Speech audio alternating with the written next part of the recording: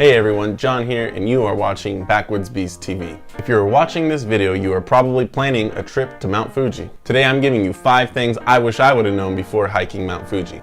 Plus, I've added some clips of Scott and I's hike there. So first, just a few disclaimers. This trip was actually the trip that inspired me to start this YouTube channel because I documented it so poorly and it was such an amazing trip and I couldn't really share it with everyone, so I decided from then on out I'm going to document everything that I do and put it on this channel.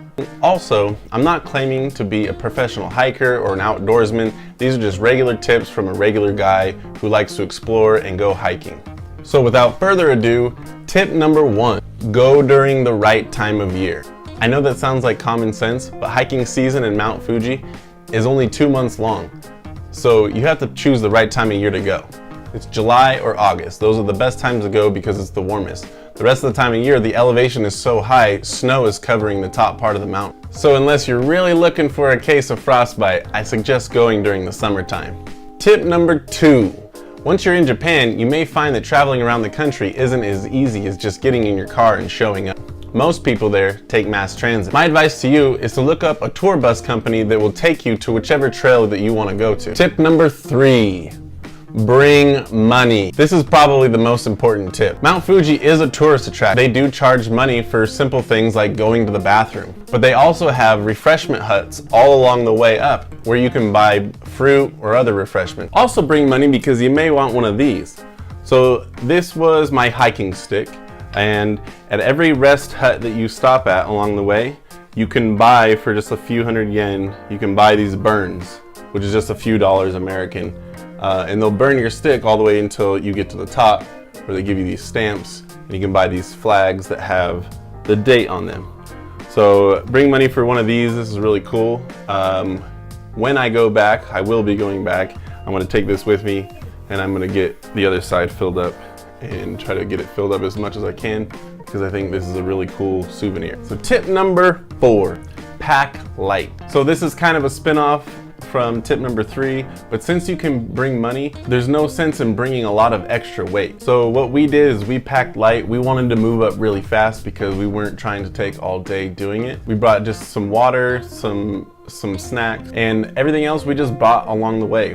They had fruit, bananas, drinks, anything that you could want. And then at the top we had a bowl of ramen, which was the most expensive bowl of ramen I've ever bought, but it was definitely worth it. This was one of the most exhausting trips I've ever done, so you're gonna wanna pack light to conserve your energy to make it all the way to the top. Unless you're planning on spending the night, which is possible for about $30 American. You can stay in one of these huts overnight, and it's one of the big attractions.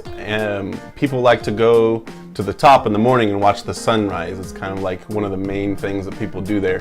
Didn't get to do that on this trip, but definitely something I'll be looking forward to on next trip. And tip number 5, don't cut corners. Coming back down the mountain is super dangerous. Those lava rocks are everywhere and they're super sharp.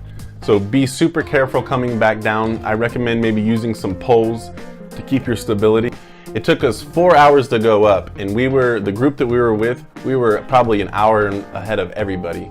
And it took us about an hour and a half to get down, and mostly because we were just jogging the whole way because our legs were too tired to keep us steady. So I recommend maybe some poles on the way down.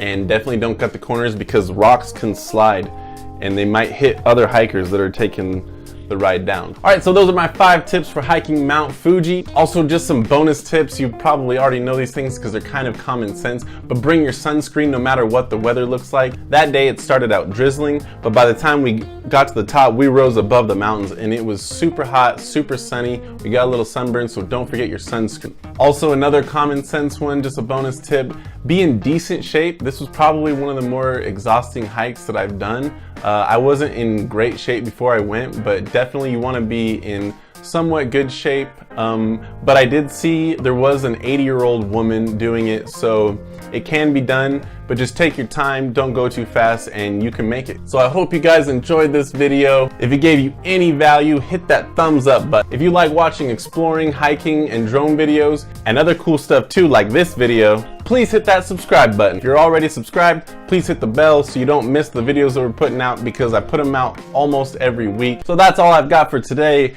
Get out there, go explore, adventure, make a video, and I will see you out there.